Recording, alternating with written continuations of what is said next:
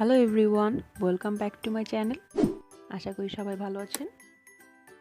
আমি আজকে আপনাদের দেখাবো কিভাবে বাসায় ডিম ভুনা রান্না করবেন। আমার আজকের রেসিপিটি যারা নতুন রান্না করেন তাদের জন্য আশা করছি ভিডিওটি ভালো লাগবে।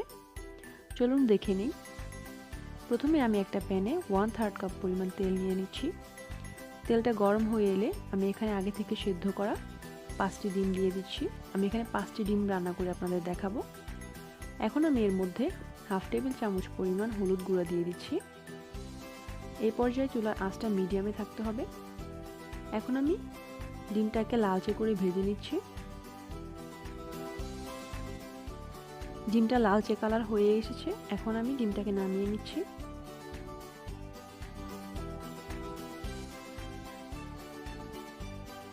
ডিমটা নামিয়ে নেওয়ার পর ওই তেলের মধ্যে আমি 1 কাপ পরিমাণ পেঁয়াজ কুচি দিয়ে দিচ্ছি। পেঁয়াজ কুচিটাকে আমি ভালো করে একটু ভেজে নেব। এই পর্যায়ে আর কোনো তেল ইউজ করতে হবে না। আমার আগে থেকে যে তেলটা আমি ইউজ করেছি ওই তেলেই আমার রান্নাটা হয়ে যাবে।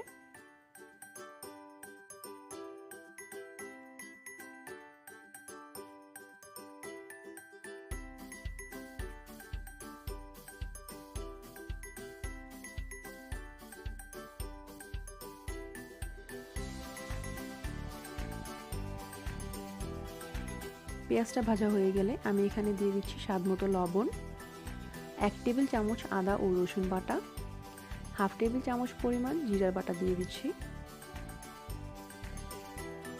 এখন আমি এর মধ্যে 1 টেবিল চামচ মরিচ গুঁড়া এবং হাফ টেবিল চামচ হলুদ গুঁড়া দিয়ে সামান্য একটু পানি দিয়ে দিচ্ছি এবং মশলাগুলো পেঁয়াজের সাথে খুব ভালো করে 3 থেকে 4 মিনিট কষিয়ে নিচ্ছি।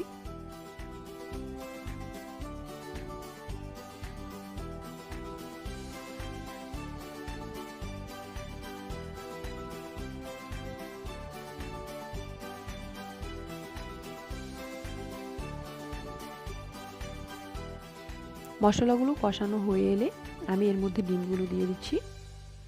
ডিমগুলো দিয়ে মশলার সাথে আমি আবারও 2 থেকে 3 মিনিট কষিয়ে নিচ্ছি।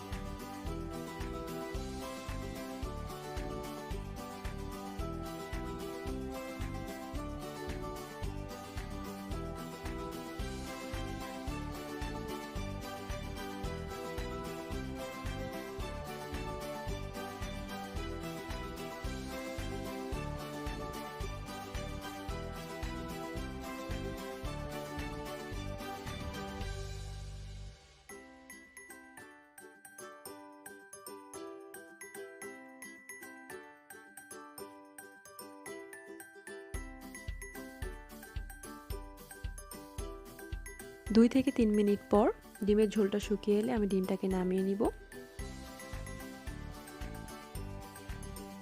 ডিমটাকে নামিয়ে আমি পরিবেশন করে নিয়েছি। আশা করছি আজকের ভিডিওটি আপনাদের কাছে ভালো লেগেছে। ভালো লাগলে আমার চ্যানেলটি অবশ্যই সাবস্ক্রাইব করবেন। যারা অলরেডি আমার চ্যানেলটি সাবস্ক্রাইব করেছেন তাদের অসংখ্য ধন্যবাদ। সবাই খুব ভালো থাকবেন। আল্লাহ হাফেজ।